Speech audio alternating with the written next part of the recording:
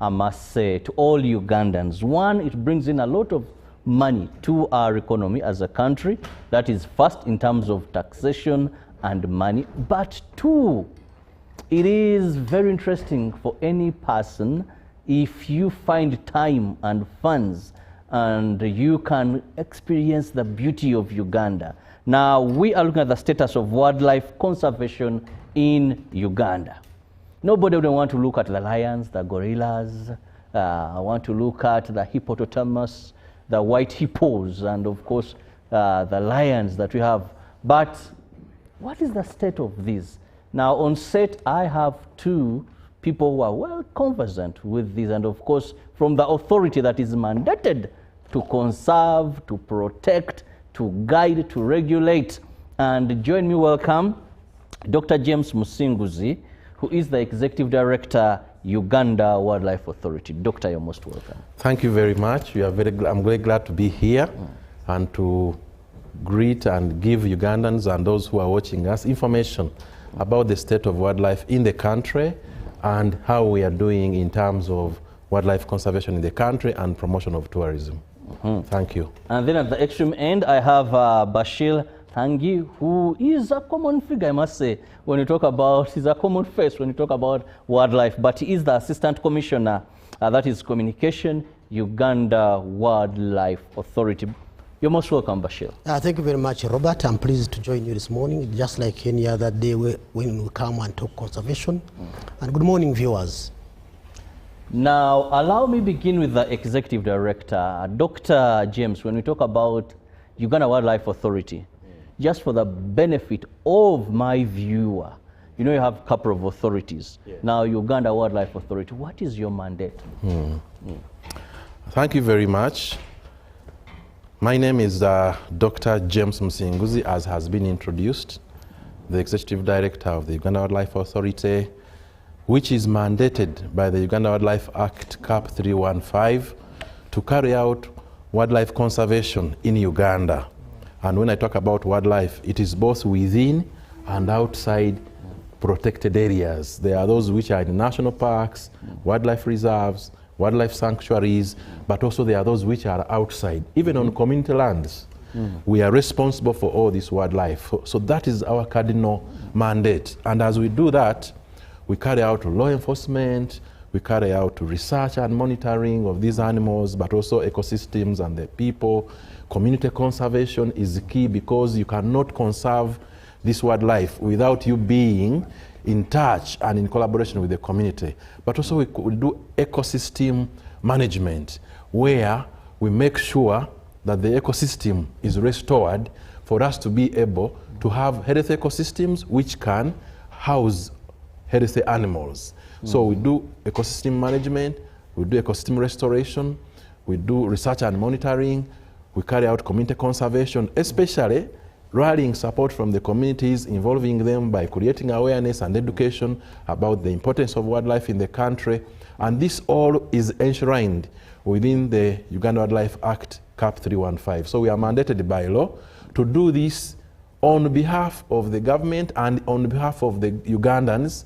We will do it in trust on their behalf, and we are supposed to do it with stakeholders, including the community, because they are the ones who live in these areas where we have the wildlife, and therefore we have to work with them to make sure we succeed in conserving the wildlife in the country. Now, Doctor, before I go to Bashir, having said that, please give us an overview of the current status of wildlife conservation in Uganda. Thank you very much. The status of wildlife conservation in Uganda is that we are lucky that we have an increment in the number of wildlife for some species. And of course, some bit of decline for some other species, but we are designing strategies. I want to tell you that our elephant population is very healthy and increasing number of zebras, cobs. We talk about giraffes, the hippos that you're talking about, the white rhinoceros. You know, we started with 6 rhinos, the southern white rhinos in the country, and we are now at 50. Oh, last week we got a baby. So we are now at a stage where we have got a breeding stock to be able to move the rhinos from the Zua Rhino Sanctuary and take them back into the wild so that we can create another product. We have already done this. We have already moved rhinos from Zua Rhino Sanctuary to Ajai Wildlife Reserve. This is Ajai is part of Murchison Falls National Park. We are trying to expand the tourism products and services, and that is the southern white rhino species. But we are also bringing the eastern black rhino that used to exist here in Uganda. So we have an increase in most of the wildlife. The bird species are increasing. We have over 1,040 species of birds in this country. More than half of the birds in the world and are found here. We are now working on the issue of producing the state of the wildlife report, which we have already looked at, because the last one was produced in 2021. We have now finalized the latest state of the wildlife report, where we are going to tell Ugandans about the exact numbers of the particular species of wildlife we have. How many giraffes, how many buffaloes, how many rhinos, how many hippos. Unfortunately, we've had some decline, especially in the cats, like the lions. The number has not been increasing. It has declined as a result of the challenges we have, like poaching, human-wildlife conflict. Some have been poisoned.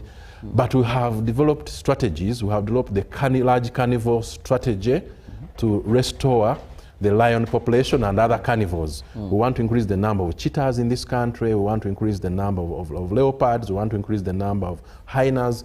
These are majestic species. Any tourist that comes to Uganda would like to see the lion in the wild hunting.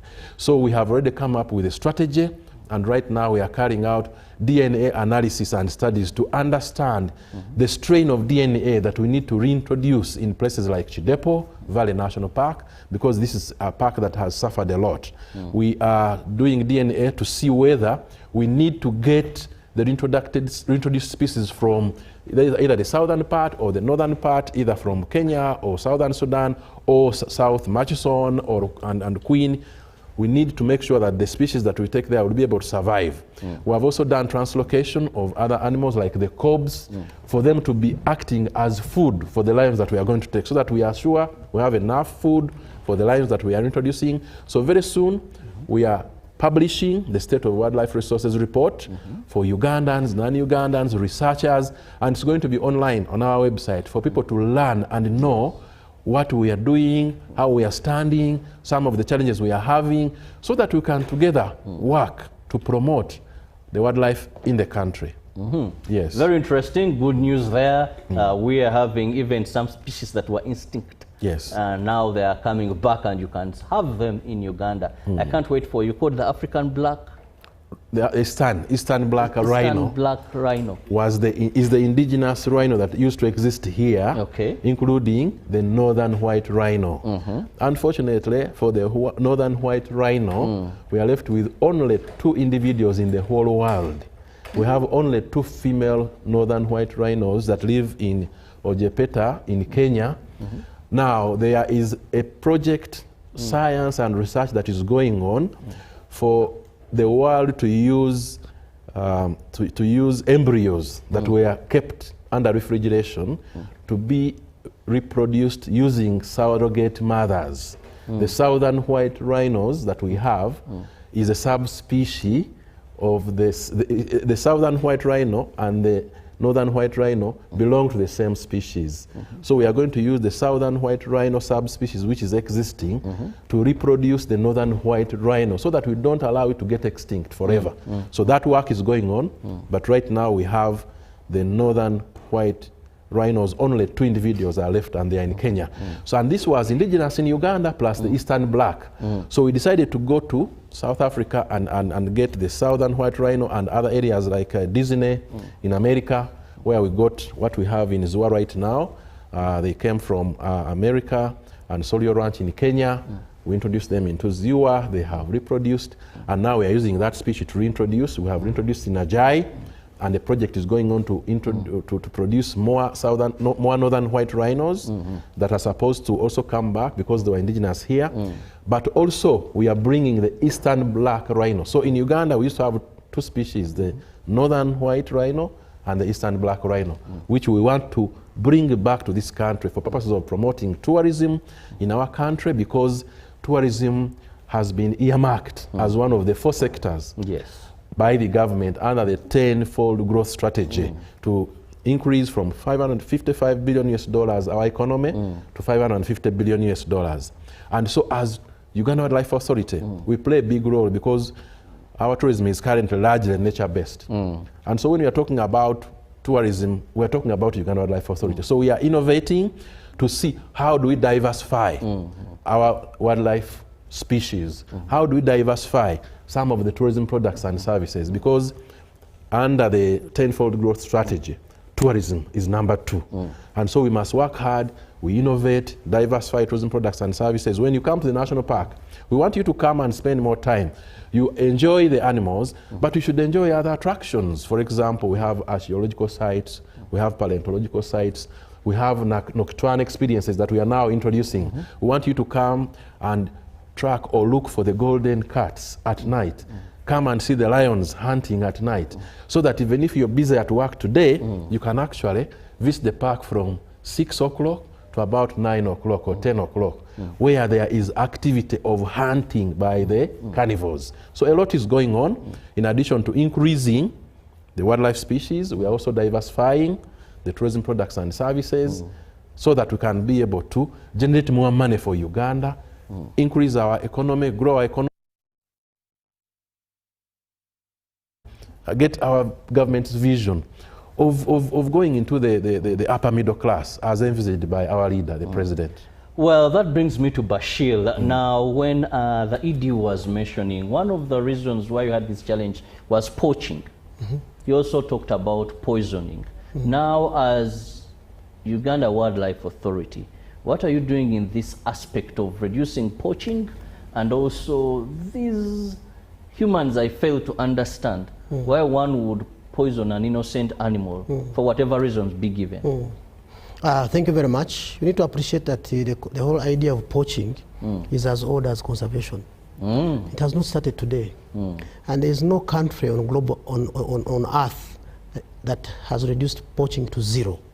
But it can be brought down to minimal levels possible. Now, people poach for a number of reasons. And every time you engage poachers, they give you their own explanations. Others will tell you they are looking for medicines from some of these animal parts. Others for business. Some animal parts, of course, are precious in terms of business. The traffickers, those who want ivory, those who want animal teeth, others want animal skins, traditional cultural rituals, lots of explanations that these people give you. It does not take away the fact that poaching remains a big threat to wildlife conservation in the country. Why? On average, I can tell you, we, at least on average, every week, we arrest not more than around between 23 and 25 people per week involved in wildlife crimes. Either illegal entry, because look, if someone is entering the park illegally, is he going there maybe to do catwalk? Is he going there to do tourism illegally? Is he going there to sell tomatoes? Most likely he's going to poach. You get me? Because someone can say, well, we wanted to access some firewood. Look, we have a resource, we have what we call a regulated resource access program as an institution. And under this program, communities neighboring these protected areas are allowed on certain days to enter the parks and access some of these resources. They want medicines, they want grass, they want firewood, and they come, of course, under our supervision. They come, we sign MOUs with various community groups. On these days, they come and access these resources. So if you find someone in the park illegally, most likely either he has come to lay a trap, okay, or snares, or some of them actually we get them with hunting implements. They have spears, they have arrows, they have bows, they have pangas, machetes, all sorts of, they have even nets, all sorts of hunting implements. So, and then there are those ones who have guns.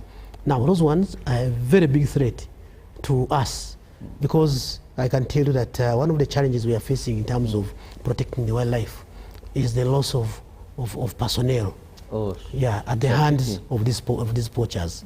When someone enters a park with a gun, I don't think they have come to negotiate. The first thing they are looking for is this uniform. Once they see this uniform and they put me down, they're able to do their job very, very well because there is no any impediment. So the other thing is that what we are doing in terms of poaching now, in terms of what we're doing to address it, the ED has come up with a very clear policy on being digital, specifically the adoption of modern technology. One of the things we are doing is that we are using drones.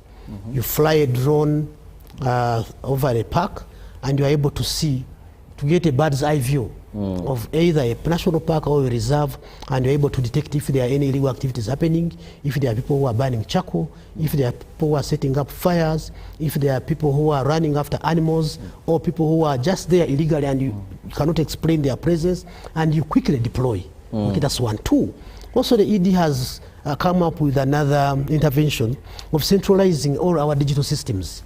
We have gone digital, but we have a system called Earth Ranger.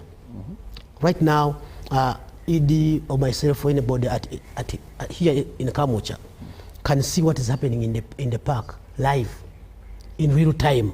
And we are able to notify the teams on the ground.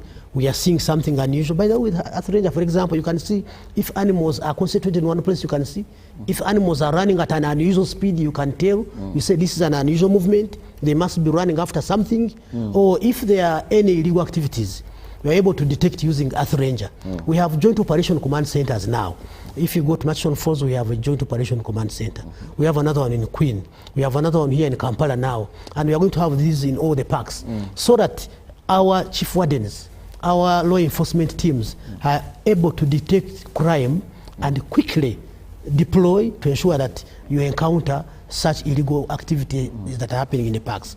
This one is also going to help us to bring down the number of the injuries that our staff are getting while on duty, and even those ones who unfortunately lose their lives. Because look, when these people are doing patrols, sometimes they are the ones who get trapped into the snares laid for animals. The traps laid for animals. You find it's getting a ranger's leg, you know. So, and because of that, I can tell you, we have between 90 and 120 orphans that are going to school, but of colleagues who lost their lives in the line of duty. Okay? And right now, ED and other stakeholders have come up with an intervention that even the public now must get involved in ensuring that these children continue accessing education. Because look, wildlife conservation is not a personal business. It is not something you do for yourself. It is a divine calling. God created all these and created us last, and we have to protect them. Okay? Now, because we know that we are not conserving ourselves as UWA, we are a trust. So all that we are doing is for and on behalf of the citizens of this country and the global community. Okay? Those are the ones who are working for, and they are our bosses. So we are saying, these people who lost their lives, you also come now and contribute towards the support of their children so that their children are able to access education. Now, the other thing is that we are doing is to enhance our awareness and sensitization of communities. Communities around these parks, we have an entire department of community conservation and exit wildlife services. Now, this department is responsible for conservation and education. We conduct meetings in the communities, and sometimes we also do drama in the communities. We have mobile vans that move across the country, creating awareness about the importance of wildlife conservation, so that people can appreciate why should we not kill a lion when we sit in our communities. Why should we make a call to UWA to come and rescue this animal instead of us killing it? Let me give you an example. You recall there is a lion that was in Kagadi, and the people who were there, they mobilized themselves, they started clobbering this lion. By the time, because at some point, when ED in his assessment, of course, basing on reports on the ground, realizes that an animal is posing an imminent threat to human life, sometimes he painfully authorizes to put it out of action. Now, this particular lion, by the time it was put out of action, it had put down 6 community members, simply because they thought they could manage it on their own. Okay? Yet, if they had notified us immediately, would have come and ensured there are no human injuries, but also the lion would have safely been rescued and taken back to the protected area. So awareness is very important, and of course ensuring that the communities around us feel the importance and benefit of conservation. How do we do that? We share with them the revenue. Every time you pay 20,000 to enter a park, 20% of that 20,000 you pay, or 25, goes back to the communities. These communities generate projects, and once these projects are approved, okay, and what I want our viewers to appreciate is that we do not participate in the generation of these projects because they are community-led. So the communities generate their projects, the projects that they feel will enhance their livelihoods, and using this 20% share that we put aside from the gate collections, we go and support these community projects using their money, okay? This money is sent to the districts and it cascades down to community level where these projects are undertaken. And of course ensuring they provide labor, okay? When we have construction in the parks, these guys provide labor. When it comes to recruitment, we give district quotas, you know? We ensure that all the districts around, they bring people to come and work with us. You can not go to any district that is neighboring our parks and they tell you they don't have a son or daughter who works in Uganda Wildlife Authority. That one, I can assure you, it's not there. So we are doing all these to ensure that people appreciate the importance of conservation. People should appreciate that when we are conserving, we're also not doing it for ourselves, but rather for the animals, but for ourselves. You imagine a situation where, for example, we all die as human beings. What would happen to wildlife? The flora and fauna, what would happen to it? That's food for thought. And also imagine what would happen if all the wildlife died, the trees dried up, the water bodies dried up, and there are no animals, what would happen to mankind? Something to ponder about. Horrible. Before I forget, Edie, recently there were reports that you're pushing for a helicopter. Yes. And some people are wondering, really a helicopter, why, you know, why would we spend a taxpayer's money to buy a helicopter for Uganda Wildlife Authority? What is it going to be doing? Now that I have you, please throw more light into this. If I forget that. Thank you very much for this opportunity. Like I told you, our mandate is wildlife conservation, and there's a lot that we do as we do conservation. Right now, we are challenged with the issues of human-wildlife conflicts. We have an increasing population, and yet the land mass is not changing. So, in other words, some people have taken up land that used to be for wildlife. For example, I'll give you an example. The elephants used to move all the way up to southern Sudan. But now we have built in the corridors, we have put gardens in these corridors, and as these animals, because they remember their roots, as they try to get out, they encounter houses, they encounter farms. Now, as a result of that, there is conflict between humans and wildlife. And so there are so many intentions that we need to manage that problem. For example, we are now employing drones. In addition to drones, we need helicopters to be able to traverse the national parks for law enforcement. When we fly over, we are able to see illegal activities, we are able to catch poaching, and we send real-time data to the teams on the ground to be able to intervene. But also fire management. We get fire problems in the parks, and if you don't have a helicopter, you may not easily put out fires and property becomes destroyed. But also disease surveillance and animal intervention. There are animals which you can only dart from the helicopter when you're up. So basically the helicopter is for management of human-wildlife conflict. This helicopter is good for you to drive back a herd of elephants which is crossing to go in the communities. You can use a helicopter, drive them back. You can use a drone, but a drone can work on smaller parks. You have big parks like Murchison Falls National Park. You have Queen Elizabeth National Park, 1,978 kilometers squared. You can use drones with parks like Mugahinga, where you have 33.7 square kilometers.